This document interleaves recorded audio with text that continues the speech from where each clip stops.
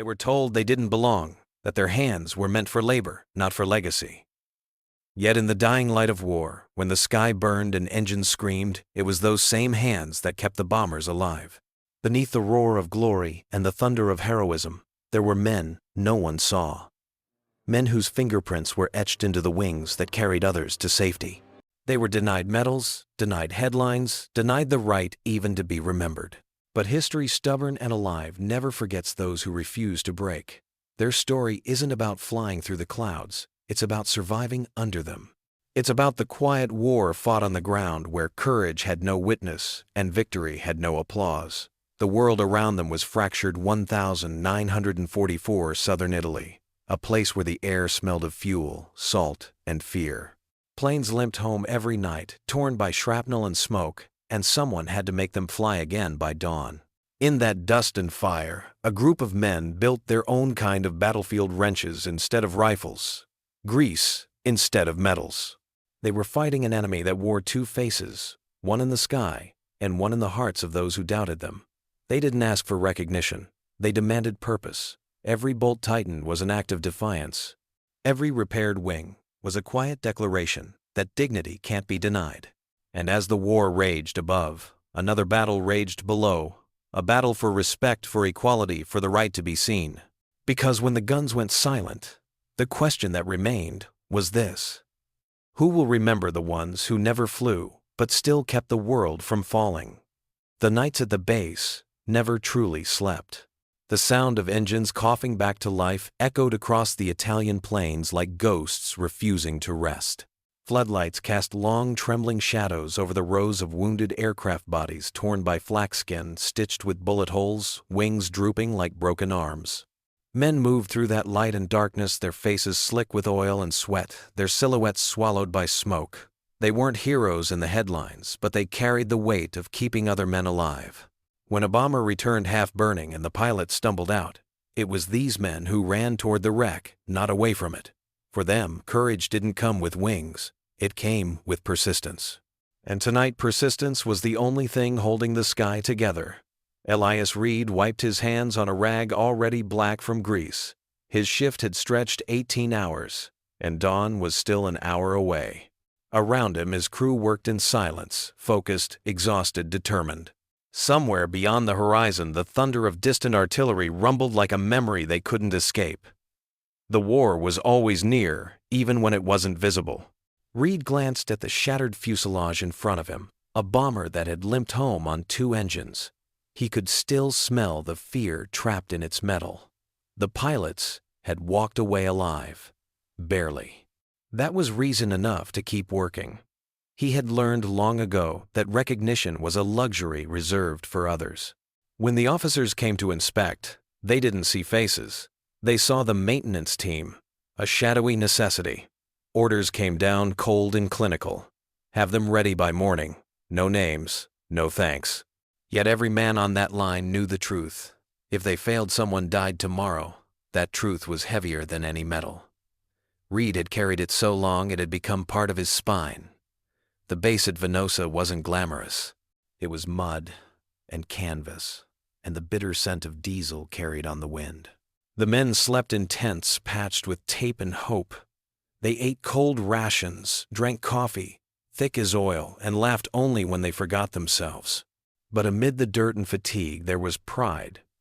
The quiet kind that doesn't need witnesses. They weren't fighting for praise. They were fighting for proof. Proof that they could stand equal in a world that measured worth by color. Every wrench turned was an argument against prejudice. Every engine that roared back to life was a rebuke to those who said they couldn't do it. Still, the weight of doubt pressed in from every direction. Some pilots refused to shake their hands after a successful repair. Some officers double-checked their work as if grease and dark skin couldn't mix with precision. And in the nearby towns where old laws and older hatreds still lingered, they were reminded daily that they were soldiers only on paper. Reed had once tried to walk into a cafe near the village to buy bread. The owner had thrown the loaf at his feet and slammed the door. He didn't pick it up. He walked back to base, hungry but unbroken. Every man in his crew carried a similar story. Each insult, each dismissal, each sidelong glance was another nail hammered into their resolve. The war might have started in Europe, but for them, it was also being fought in every conversation, every look, every silence that said, "You don't belong." They didn't argue. They worked. Work was their answer, their protest, their act of defiance. And in that rhythm, the grind of metal, the hiss of welding torches, the smell of fuel, they found a strange kind of peace. It was the peace of purpose. By midnight, the storm rolled in. Rain lashed against the tarps, wind howled through the hangars, and the temperature dropped like a blade. Reed's crew huddled around the crippled bomber, shouting to be heard over the roar. Someone's flashlight flickered out, plunging half the scene into darkness. They didn't stop. Reed climbed up the slick wing, feeling every tremor of the machine beneath him. His breath turned to steam as he leaned into the open engine, his hands numb but precise. The plane groaned like a wounded animal.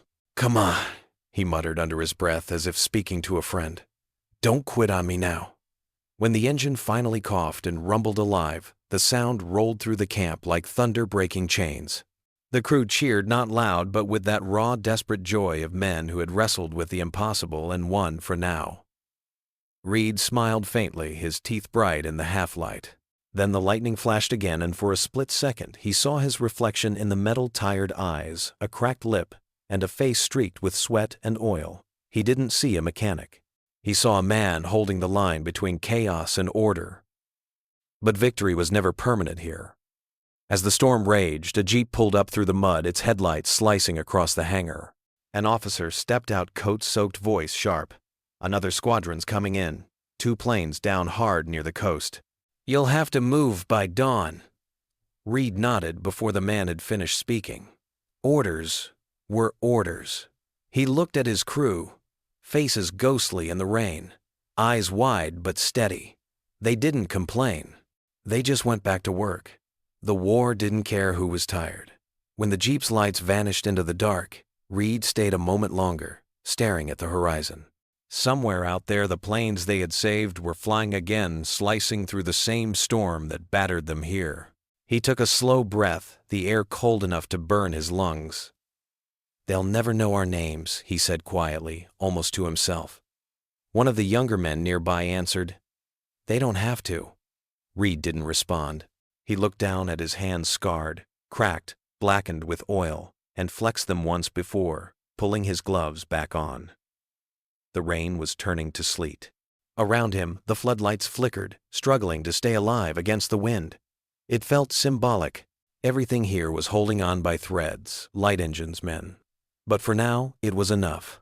They had another plane to fix before dawn. The night pressed closer, thick with rain and smoke. In the distance, thunder rolled again, longer, this time closer. Reed tilted his head, listening.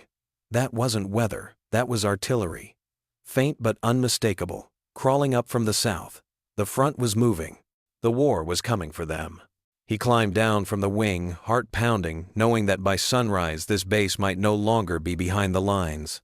The sky above him flashed white again, and for a heartbeat, every shadow froze in place. The planes, the tents, the men, and the whole world felt like it was holding its breath, waiting for something to break. By morning, the storm had passed, but the damage remained. Mud clung to everything, boots, tools, tents, and faces. The air was heavy with the metallic smell of fuel and the faint bitterness of burned oil. Reed and his crew hadn't slept. Their eyes were red, their hands trembling, their uniforms soaked and stiff from the night before. The call had come before sunrise. 2 bombers had crashed near the coast. They were to retrieve what could be salvaged. No questions, no delay. Orders were orders, and obedience was survival.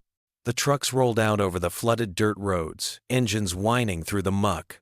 The morning sky was bruised purple low clouds, scraping the hills. In the back of the lead truck, Reed sat clutching his toolkit, his mind racing faster than the vehicle itself. Each bump in the road jarred through his spine, but he didn't complain. He watched the horizon, instead, the faint columns of smoke rising in the distance. He knew what waited there.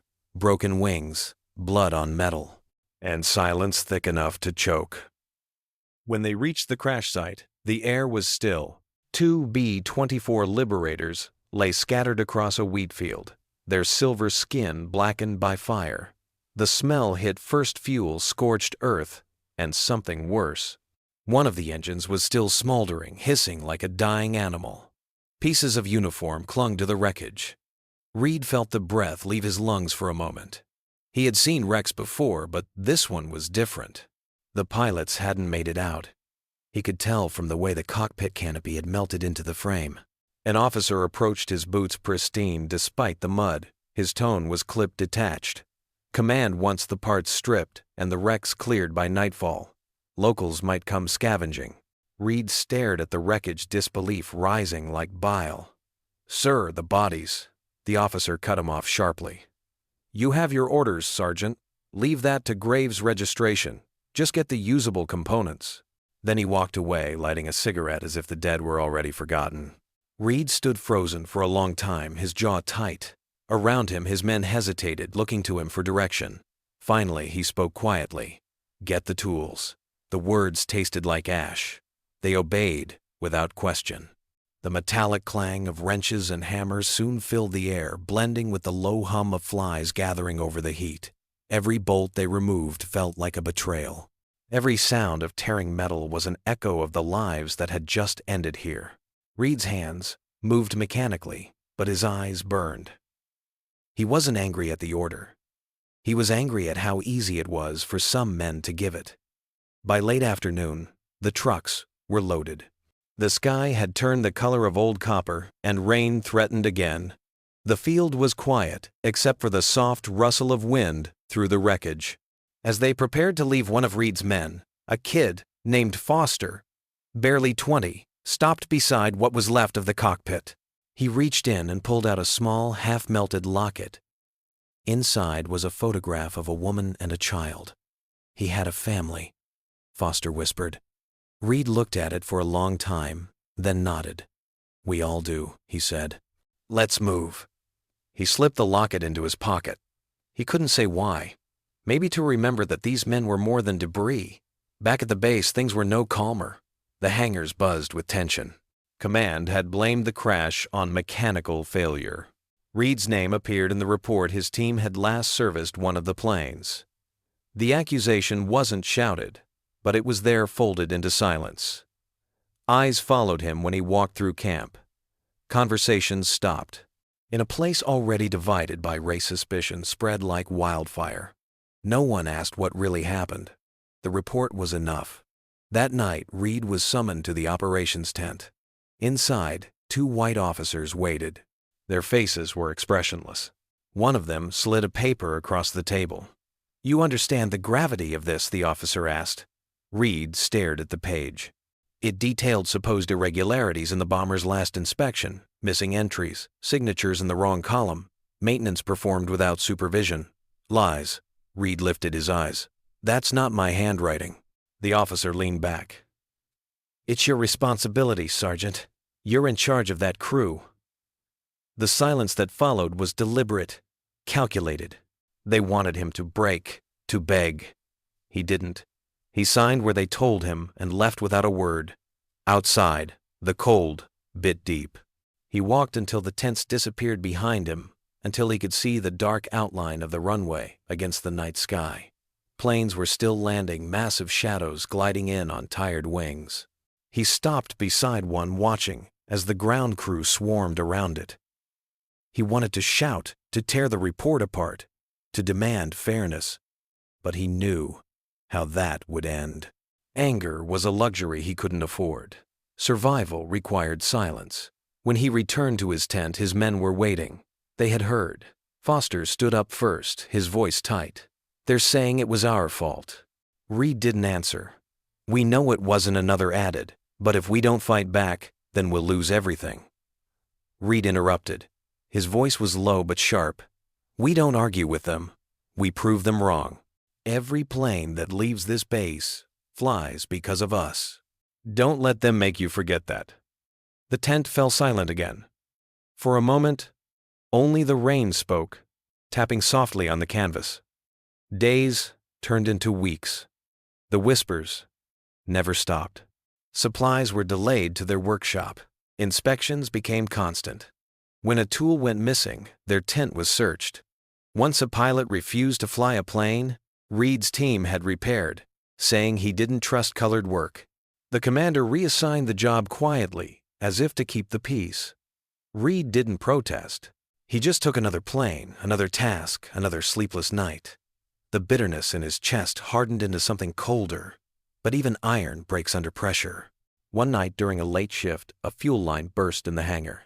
Flames shot up the wall before anyone could react. Foster and another man grabbed extinguishers, but the fire moved too fast.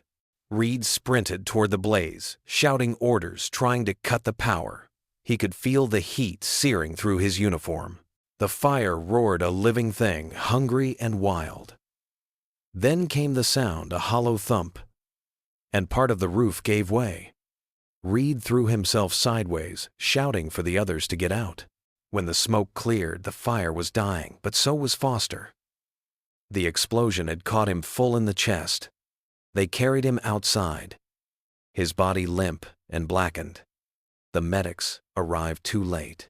Reed knelt beside him, staring at the boy's face, barely recognizable. Around them, the camp flickered with light and shadow men moving in silence, no one speaking. The next morning, command called it an accident due to improper handling of fuel lines. Reed didn't argue. He didn't have the strength left. That night, he sat alone beside the runway. The distant rumble of engines rising like ghosts into the clouds. The wind smelled of ash and iron. His hands were bandaged, his lungs raw from smoke. Somewhere far above, bombers droned toward another war, carrying the names of men who would never know who kept them alive. He closed his eyes, and for the first time since the war began, he let the silence break him. The report lay folded in his pocket, stained with grease and blood. He didn't tear it. He didn't throw it away. He just held it, feeling the weight of everything it represented, a world that refused to see him until he bled for it. The smoke from the hangar fire had barely cleared when new orders arrived. There was no time to grieve, no pause for the dead. The war moved forward like a machine that didn't care who it crushed along the way. Reed's men worked in silence, the air around them thick with the smell of burned rubber and guilt. Foster's cot was still in the corner of the tent untouched. His tools lay neatly arranged, waiting for hands that would never return. Every man saw them and said nothing. They didn't need to. The silence said enough. That morning, command demanded every functioning plane in the sector be made combat-ready within 36 hours. Allied bombers had been mauled over Austria, and reinforcements were needed fast. It was madness. Half their hangars were damaged, and spare parts were running low. But orders were orders. Reed gathered his crew and read the memo out loud. His voice didn't waver, but his jaw clenched so hard it hurt. "We'll do it," he said simply. One of the men whispered, "We can't." And Reed snapped back, "We don't have a choice." His tone carried something new steel, sharpened by loss. For 2 days and nights they worked without rest. Sparks flew from welding torches, lighting up the hangar like a storm of fireflies. The rhythm of hammers, the hiss of acetylene, and the rumble of engines testing at full throttle blended into a symphony of defiance. Reed barely ate. His eyes were raw, his bandages soaked with sweat and soot. But fatigue became irrelevant. The memory of Foster's burned hands haunted every moment, and every turn of a wrench felt like an act of penance. When the officers came to inspect progress, one of them made a show of checking everything twice. Reed could feel the man's disdain, like heat against his skin. "You're behind schedule," the officer said flatly. Reed straightened his voice steady. "We'll make it." The officer smirked. "You'd better. If another mission goes down because of your team, it won't just be your rank. You lose." The words hung in the air like a knife. Reed didn't answer. He just turned back to his men. "Get me the torque wrench," he said, and the rhythm resumed. By the second night, exhaustion had hollowed them out. Men worked until their fingers bled, hands trembling as they tightened bolts and sealed panels. The floodlights hummed and flickered overhead, the shadows growing longer as the storm clouds gathered again. In the distance, the dull thud of artillery crawled closer. The war was inching toward them, and the base had become both refuge and trap. Reed was under the wing of a B-17, tightening the last coupling on a fuel line when a voice shouted from the runway, "Incoming." The first explosion hit a mile away, artillery shells, not bombs. German guns from the coast had found their range. The ground shook, dust raining from the rafters. Reed's instincts took over. "Get down! Kill the lights!" he roared. The hangar plunged into darkness, only flashes of distant fire lighting the chaos.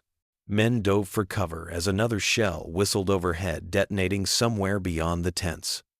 A second later, a plume of smoke rose behind the command hut. Panic rippled through the base. Reed scrambled out from under the wing, his boots slipping in the mud. Another blast threw him to the ground. The air was full of screaming metal earth and the sharp, deafening crack of impact. He covered his head and rolled, feeling the heat wash over him. When he looked up again, the hangar was on fire again, but this time there was no accident. It was war. The officers were gone, running for cover, leaving the mechanics to fend for themselves. The bomber they'd just repaired was parked on the open strip, loaded with fuel and ammunition. If it went up, half the base would go with it. Reed's mind snapped into focus. "Move it!" he shouted, his voice cutting through the chaos. His men looked at him like he'd lost his mind. "We can't tow that under fire! We don't tow it! We fly it!" Reed shouted back. For a second there was disbelief, then something changed in their eyes. Reed climbed into the cockpit rain, hammering the glass shrapnel, pinging off the fuselage. The seat still smelled of smoke and oil. He'd never flown one before, not officially, but years of maintenance meant he knew every lever, every sound, every heartbeat of this machine. Outside, his crew scrambled to clear the path, dodging explosions and falling debris. The runway was slick, littered with mud and fragments of steel. The odds were insane, but so was sitting still. He hit the ignition. The engines coughed once, twice, then roared alive, a thunder that seemed to defy the chaos around them. The vibrations rattled his chest. He felt the power beneath him, raw and violent. He'd built this engine. He trusted it more than any commander. A shell landed nearby the concussion, slamming through the fuselage, but he kept going, throttling up. "Come on, girl," he muttered through clenched teeth. The plane lurched forward, wheels spinning, tail lifting as wind and flame battled for control. Through the storm and smoke, the bomber began to roll. Reed's vision blurred from sweat and rain. A shadow darted in front of the nose. One of his crew, signaling the path was clear. He nodded once, then pushed the throttle to the limit. The engine screamed. For a moment, the world narrowed to that sound, the heartbeat of survival. The bomber surged down the runway faster and faster until the wheels left the ground. The sudden weightlessness hit him like a dream he'd never dared to have. For the first time in his life, he wasn't fixing a plane, he was flying one. He climbed low and fast, keeping just above the tree line.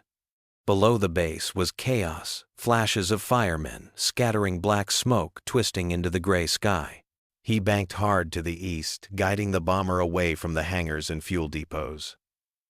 The storm caught him immediately, wine tearing at the wing's raindrops, stinging his face through a shattered side window. He didn't care. All he could think was get her clear. When he was sure the base was safe, he aimed for the coast and cut the engines one by one, gliding over the dark sea. The silence was deafening. He sat there, breathing hard, listening to the wind rush past the fuselage. His hands were shaking. The gauges flickered. The plane dipped slightly, but he didn't fight it. When the coastline vanished behind him, he reached for the radio, his voice rough. "This is Ground Crew Venosa Base. Plane secured. I repeat, secured." Static answered him. No one was listening. He smiled, a faint, exhausted curve of the lips. Then slowly he turned the plane back toward the base. The fuel was nearly gone, but it didn't matter. He had done the impossible, not for glory, not for recognition, but because no one else would. When he landed, the airstrip was still burning. Men ran to the plane, shouting disbelief on their faces. The officer who had mocked him earlier stood, frozen rain dripping from his cap. Reed climbed out limping, covered in oil and soot. No salute, no words. Just silence, heavy and electric. Then one of his men began to clap once, then again, and the sound spread low and steady, cutting through the noise of rain and fire. Reed didn't look at them. He just stared at the smoldering hangar where it had all begun. He had crossed a line that night. He wasn't just a mechanic anymore. He was something else, something freer, something dangerous to the order that kept him small. And as thunder rolled again over the horizon, he knew there was no turning back. The days after the flight blurred together like smoke that refused to clear. Reed moved through them in silence, caught between exhaustion and disbelief. The base still stood, though half the hangars were gone, the runway scarred by shell craters, and the air thick with the smell of wet ash. The attack had ended as suddenly as it began, but it had left behind something heavier than wreckage, an awareness that no one at Venosa would ever see the war the same way again. Word of what he'd done spread fast. Some called him reckless. Others whispered that he'd saved the base. Command didn't issue a statement. They rarely did when something didn't fit neatly into the rules. But everyone knew. The man who was never meant to fly had done it. Reed didn't bask in it. He couldn't. Foster's name still lingered in every corridor of his mind. Each time he passed the empty cot, each time he heard the hiss of a welding torch, he saw the flash of the hangar fire. The boys' laughter, the nervous grin when something went right, the hope that tomorrow might be better gone. All that remained was the echo. And yet Reed felt something else too, something sharp and unspoken, guilt, the kind that sits in your chest and tightens with every heartbeat. He had done what had to be done, but he had crossed a line the Army never meant for him to cross. He had flown. He had tasted the freedom they told him he wasn't built for. Now, he couldn't unfeel it. At night he would walk the edge of the runway alone. The wind off the sea carried salt and cold. Above him the sky stretched endless and black, the same sky where so many never returned. He would stand there until dawn, staring at the horizon, thinking about everything he'd lost and everything he had refused to surrender. The medals pinned to other men's chests didn't mean much here. What mattered was who kept showing up, who kept the engines running, who made sure someone else got home alive. That had been enough, once. He wasn't sure it was anymore. One afternoon, as he was inspecting the remains of a damaged B-24, a jeep approached. The officer who had mocked him before stepped out, his face unreadable. "You disobeyed protocol," he said. "You put yourself and the aircraft at risk." Reed didn't respond.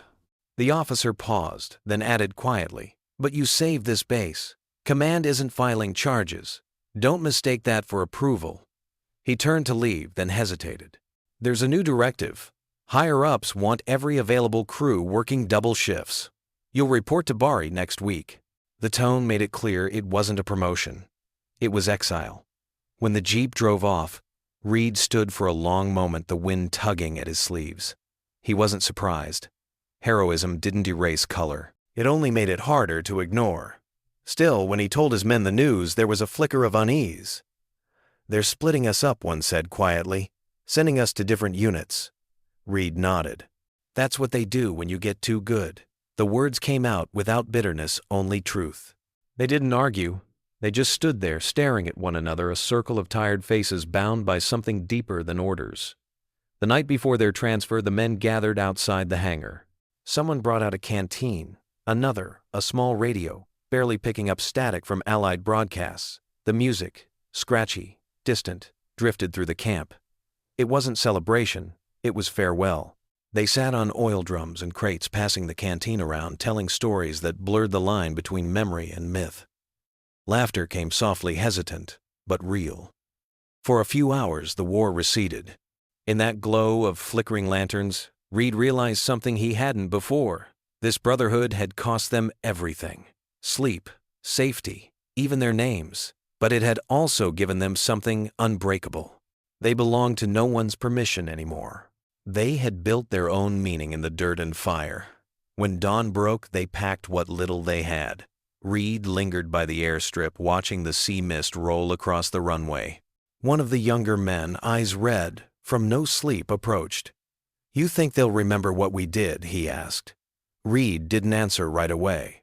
He watched a formation of bombers climbing through the clouds, sunlight glinting off their wings. "Maybe," he said finally. "But even if they don't, those planes will." The boy frowned. "Planes don't remember." Reed gave a small, tired smile. You'd be surprised what carries memory. They left that morning in silence trucks, rumbling down the muddy road toward Bari. The landscape rolled past in muted colors, olive trees, ruined villages, the endless gray of a country bled dry by war. Reed sat in the back of the lead truck watching the dust swirl behind them. Each mile felt like a goodbye to Foster, to Venosa, to the version of himself who once believed obedience was enough. Ahead lay uncertainty, but also something faintly alive. Beneath the exhaustion, a clarity. He had spent years being told what not to do. Now he understood that his existence, his skill, his defiance were already a form of rebellion. At Bari, the new base was chaos. Bombers lined up wingtip to wingtip, their bellies loaded with fuel, their crews running on fumes.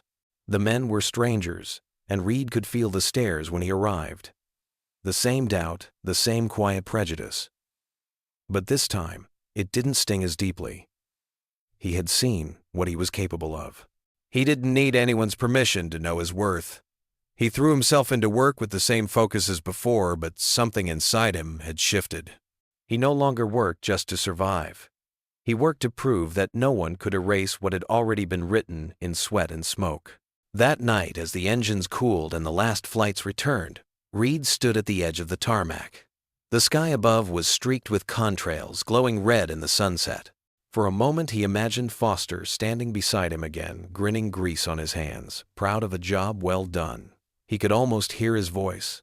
"We did it, Sarge! We kept them flying!" Reed closed his eyes and let the wind brush against his face, carrying with it the faint scent of oil and sea salt. He knew the war wasn't over. There would be more missions, more losses, more names left unspoken. But beneath it all was a quiet certainty that hadn't existed before they had already changed something. They had proven that worth couldn't be dictated, that respect could be earned even in silence, that courage could live in the hands of those who were never meant to be seen. As darkness settled over the airfield, Reed picked up a piece of scrap metal from the ground, a fragment from the bomber he had flown. It was warped, sharp-edged, useless to anyone else. He ran his thumb along its surface, feeling the grooves. Then with a piece of chalk, he marked 3 letters across it. F-R-L. Foster Reed Line. It wasn't an official emblem, but it was theirs. He set it atop a stack of tools where it would catch the last light of every sunset. The war would take much more from them before it ended, but that small token, simple, nameless, enduring, was proof that even in loss something remained. Something that could not be burned, broken, or buried. Something that would fly again. The war was burning itself out, but the flames hadn't stopped reaching for the living. By early 1945, the front had crawled north, and the skies over Italy were once again alive with thunder. At Bari, the pace was relentless.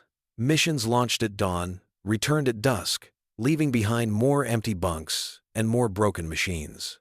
Reed had lost count of how many engines he had rebuilt, how many wings he had patched, how many times he had stared into fire and refused to look away. Yet deep inside he knew something was shifting.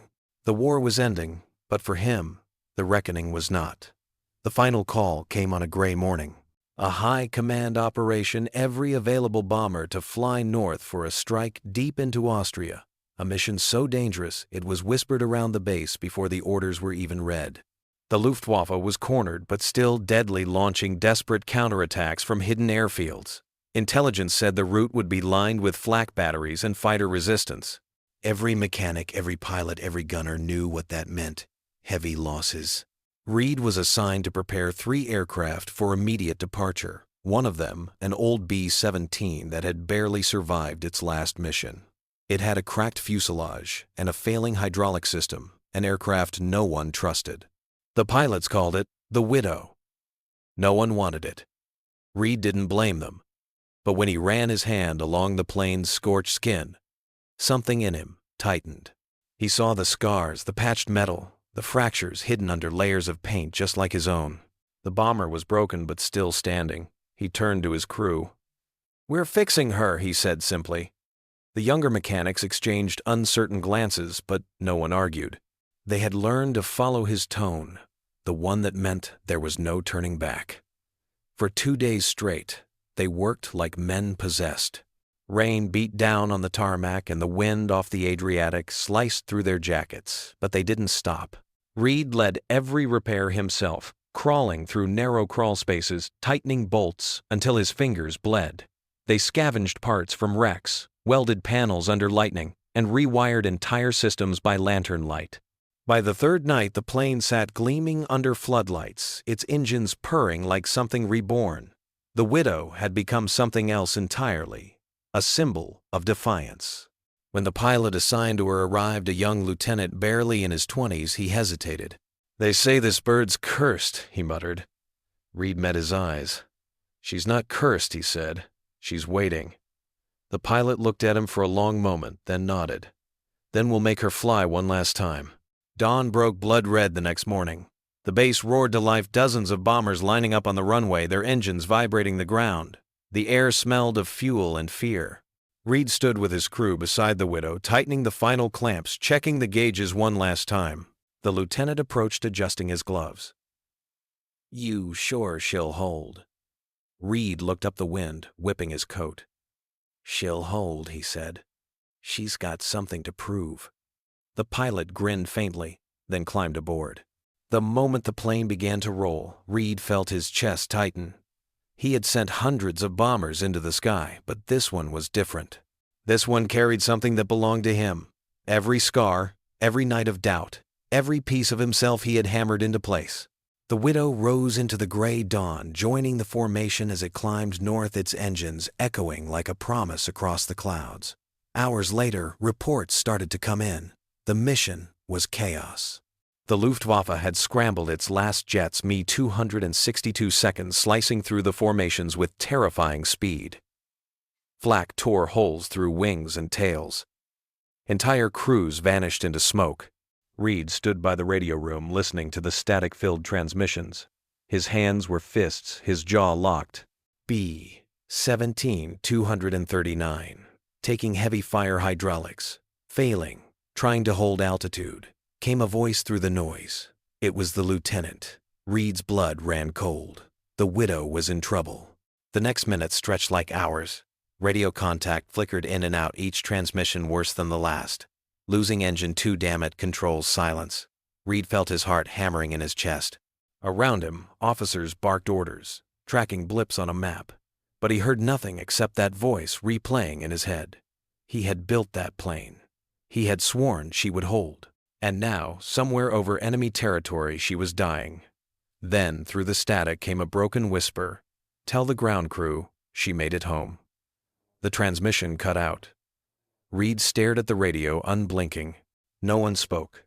Outside, the sky was still dark, with returning bombers, engines sputtering, some landing on one wheel, some not landing at all. He stepped out into the open air, his boots sinking into the mud. Every returning plane was a heartbeat, every empty sky a wound. Hours passed before the message came. The Widow had crash-landed near the Italian border, half the crew injured but alive. The pilot had guided her down on failing hydraulics, using emergency pressure built from a jury-rigged system Reed himself had installed. The field report was simple, almost clinical.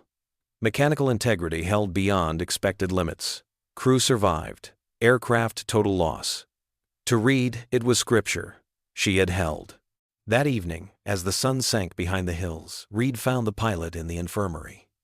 The young man's arm was in a sling, his face bruised but smiling faintly. "She got us home," he said. "Didn't think she could, but she did." Reed didn't answer. He just nodded, his throat too tight for words. The pilot hesitated, then added, "They're giving you a commendation." Reed shook his head. "Keep it. She earned it." Outside, the wind carried the faint hum of distant engines, the endless rhythm of war. Reed stood on the tarmac again, watching the contrails fade into gold. Around him, the base was quieter now. Men moved slower, laughter came easier, and for the first time, he felt something close to peace. Not victory, not justice, just the simple, undeniable truth that he had done what no one believed he could. He had kept faith even when faith seemed pointless. As night settled in, he walked back toward the hangar, his shadow stretching long under the floodlights. His crew was waiting there, silent but smiling. They had heard the news. One of them handed him a small metal plate, a fragment from the Widow's fuselage. Someone had engraved words into it with a screwdriver. "We make history fly." Reed held it in his hands, feeling the cool weight of it. It wasn't a medal, but it was more than that. It was proof. Proof that they had mattered. Proof that even in a world that refused to see them, they had left a mark too deep to erase. He placed the fragment on the workbench beside the piece of metal he had marked with Foster's initials. 2 stories, 2 sacrifices, 1 legacy.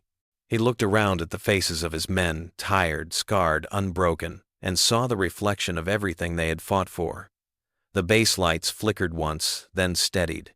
Somewhere in the distance, another bomber roared into the sky, its engines glowing red against the darkness. Reed watched it climb until it disappeared into the clouds, a speck of fire swallowed by infinity. And when he finally turned away, there was no bitterness left in him, only the quiet knowledge that history would not remember their names, but the sky always would. The war ended, but the silence that followed was heavier than the noise that came before. Men went home to parades and medals, yet the ones who had worked in the shadows, the hands that kept the engines alive, the hearts that refused to break, were left out of the photographs. History has always remembered the flight, not the ones who made it possible. But every plane that took off, every mission that returned, carried the fingerprints of men like Elias Reed. Men who believed that dignity wasn't given, it was built. Their story isn't just about war. It's about what happens when courage refuses to be seen and still chooses to act. It's about doing the right thing when no one is watching. About believing in excellence when the world offers only doubt. Long after the last engine fell silent, their legacy remained not in museums or medals, but in the spirit of every person who keeps building, fixing, and standing tall against the odds. If you're hearing this, their story now belongs to you. Remember them not just as soldiers or mechanics, but as a mirror of what endurance truly means. Because courage is not measured by who gets remembered, but by who refuses to disappear. So carry their story forward. Tell it, share it. Let it remind the world that history is not only written by those who fly, but by those who never stop fighting to make flight possible. Their victory was not in being seen, it was in never giving up. And now it's our turn to make sure their light doesn't fade.